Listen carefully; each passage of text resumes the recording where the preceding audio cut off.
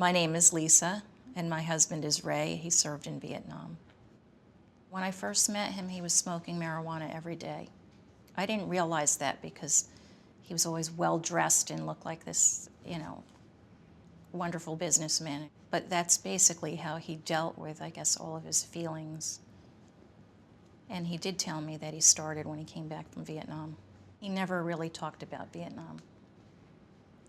That was just not something he wanted to talk about. I told him he had to choose between marijuana and me. And he said, okay, that's easy. I choose you.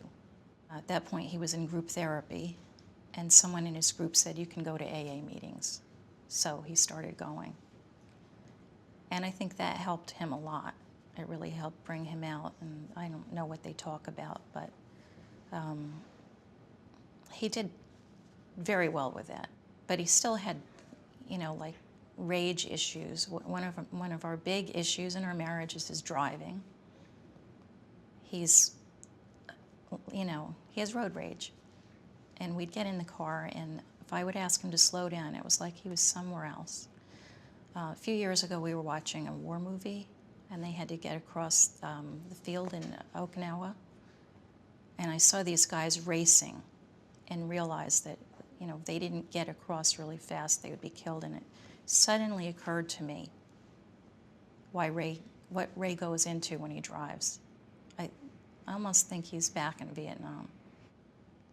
Someone that he met in an AA meeting told him that they were going to read the names on the wall, and they invited him to do that. So he went down to Washington and ran into someone that was in Vietnam with him. And he said the next thing he knew, he was surrounded by people that were there with him. One of the guys that he knew from Vietnam, I think it was actually his commanding officer, I believe, told him about going to the VA. And so I think it was several years later that he finally started going. It's not easy when you first start opening up and talking about things you haven't talked about for years.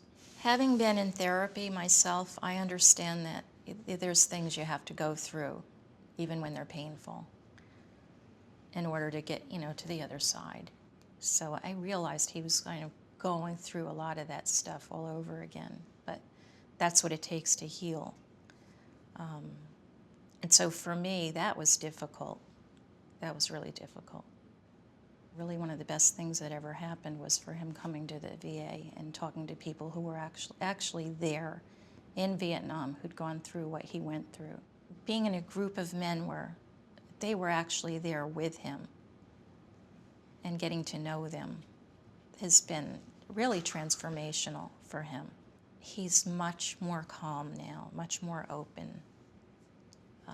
I think he's a better friend. I think a lot of guys have problems with friendship and getting close and sharing about themselves. He's much more open to that now. He's just, he's a way to go. But when he goes back every week and he talks to people about whatever little problem comes up, he comes back and he's just, much better with it. There's always somebody there who understands what he's going through.